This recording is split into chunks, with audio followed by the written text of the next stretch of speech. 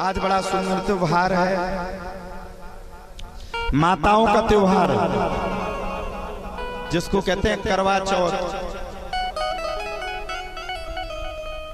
कल मैंने व्याख्या बताई थी, आज शाम को सबको छन्नी में दिखना है।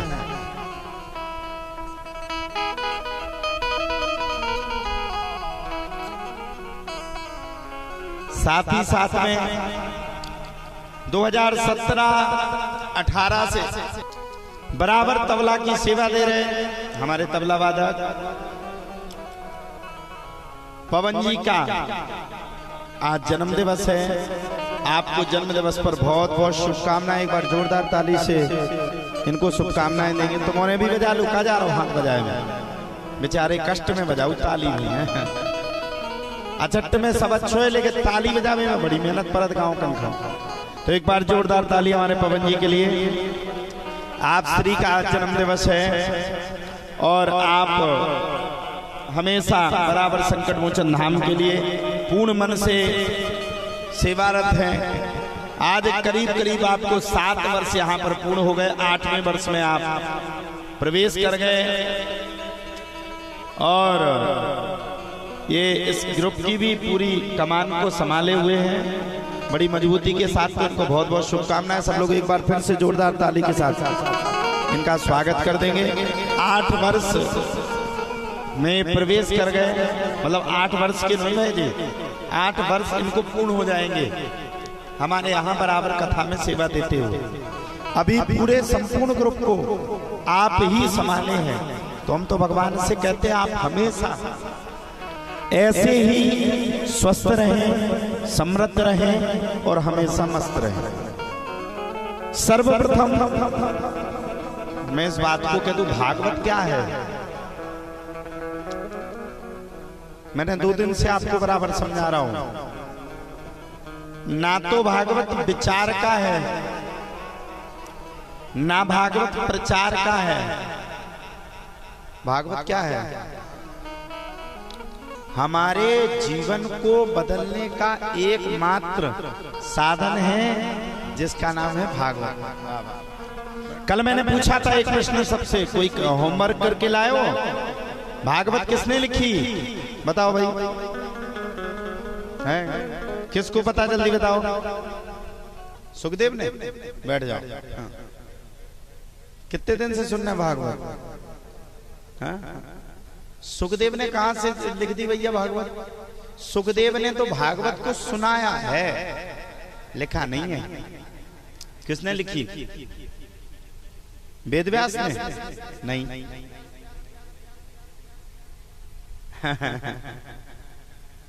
वेदव्यास जी ने भागवत को वर्णन किया, भागवत को बोला है, लेकिन लिखा किसने? ऐसी भागवत है सुनी तुमने? भागवत को लिखा स्वयं गणेश जी ने।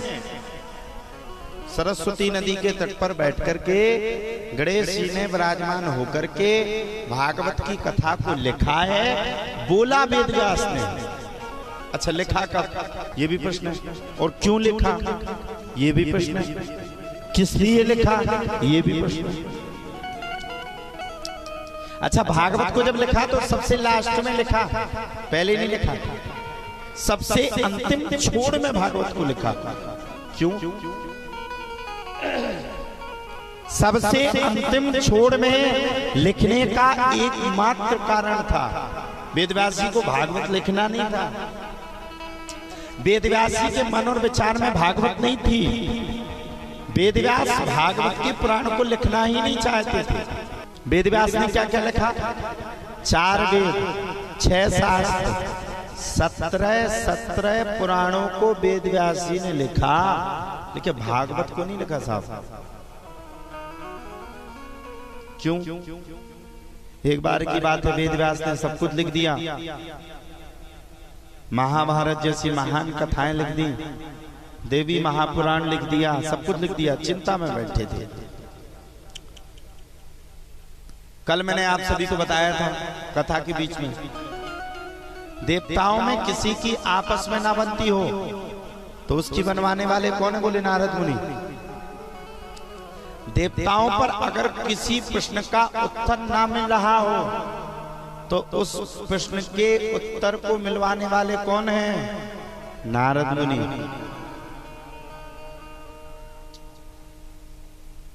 अब नारद मुनि वहीं से जा रहे थे, वेद व्यास जी महाराज विराजमान थे, चिंता में बैठे थे, क्या करें, बड़ी चिंता थी, हैरान थे। जब वेद व्यास जी महाराज हैरान थे, परेशान थे, तब तो कहा जाता है वेद व्यास जी महाराज की हैरानी को देख करके नारद मुनि भी वेद व्यास जी के पास आ गए।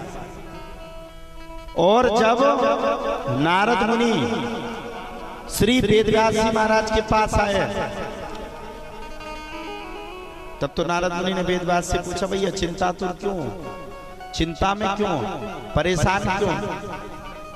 नारद मुनि से श्री वेद व्यास जी ने कहा, बोले महाराज अब क्या कहें, 4 वेद 6 शास्त्र 17 पुराणों को लिख दिया, लेकिन मेरा मन जो है वो अभी भी अशांत है, शांत नहीं है।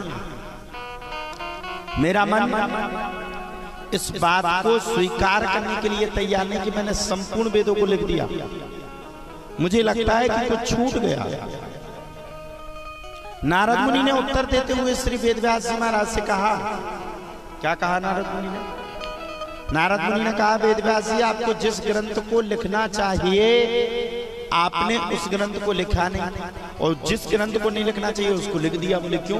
बोले कल काल के आदमी के पास इतना समय नहीं कि वो इतना बड़ा महापुराण पढ़ सके। आज आप लोग विराजमान हो, सब लोग बैठे हो यहाँ पर, आप सबसे बैठ करके अगर मैं कह दूं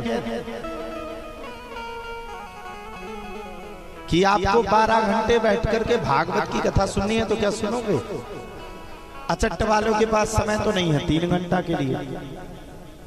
3 घंटा में भी उन्हें अपने आप में शर्म लग रही है, अरे वाह एकता मैडम हमें बुलाने नहीं आई, हम क्यों जाएं?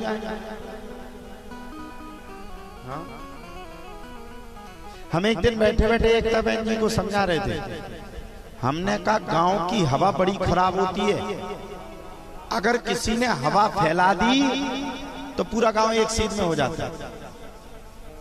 बोले गुरुजी मेरी तो समझ में नहीं आई, मुझे तो पूरा गांव चाहता। मैंने कहा अगर आप एक जन के घर पे अगर बुलाने के लिए चली गई तो समझ लो फिर नहीं आ रहा हूं। अरे वाह ये तो नहीं कि घर गई बुलावे मुझे नहीं जाने। तो आजकल संसार में सब कुछ अच्छा है, लेकिन संसार में एक चीज बड़ी खराब है, कथा सुनने का समय किसी के पास नहीं है। अभी आप हल्ला करवा दो, आज शाम के बढ़िया यहाँ पे डांस गाना है, इतनी पब्लिक आए कि आपके टेंट का भी उठा के ले जाए। नारद मुनि ने कहा वेद व्यास जी से और समझाया भी श्री वेद व्यास जी को, आप जिस कथा को विराजमान होकर के सुना रहे हैं, जिस कथा को आप लिख रहे हैं, वो महापुराण कोई भी सुनने के लिए तैयार नहीं है। आप ऐसे महापुराण की संरचना व रचना करिए जो मात्र 7 दिन में पूर्ण हो जाएगा। वेद व्यास जी बोले अब ऐसा कौन सा महापुराण है? ऐसा महापुराण तो मैंने अपने जीवन में पहली बार सुना, कैसे कह दूं कि ये महापुराण है? कौन सा महापुराण लिखूं? नारद मुनि ने अपने पूर्व जन्म की कथा श्री वेद व्यास जी महाराज को सुनाई। नारद मुनि कहते हैं, हे वेद व्यास, मैं पूर्व जन्म में एक दासी का पुत्र था।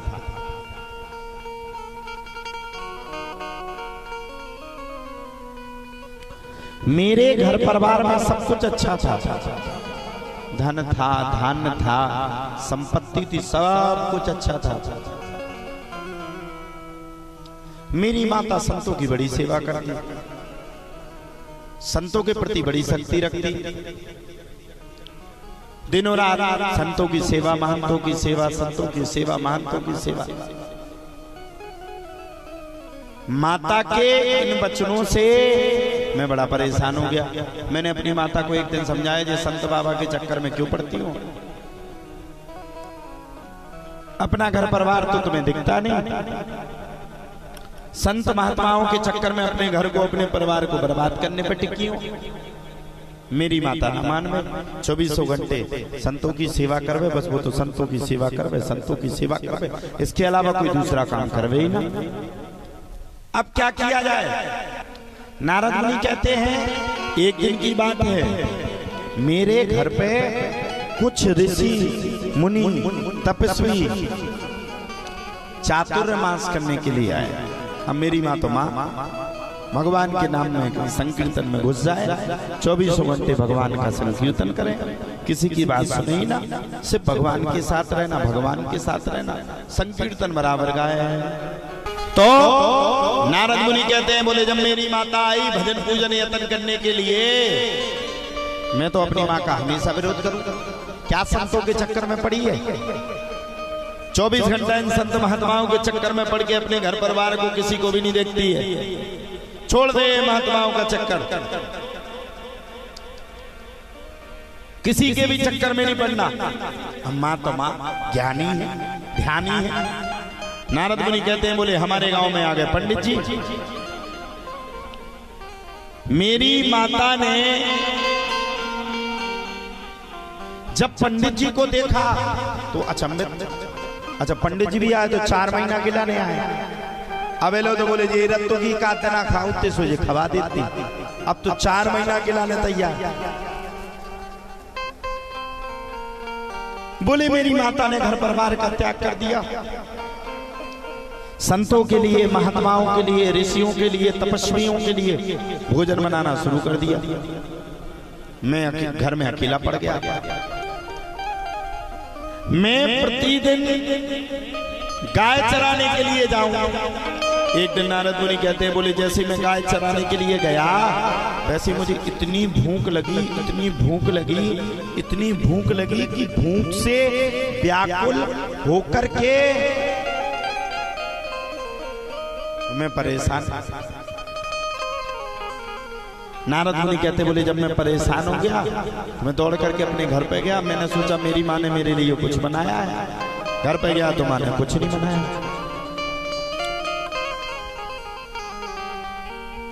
सब बड़े भारी हैरान, परेशान, क्या करें।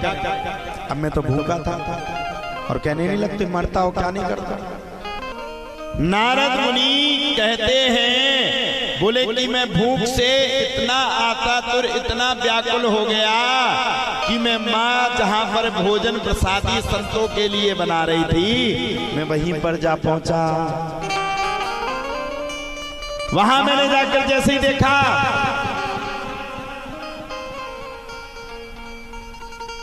मैं परेशान हो गया। वहां भी गया तो वहां भी भोजन नहीं, वहां भी भोजन खत्म। अब दिमाग खराब।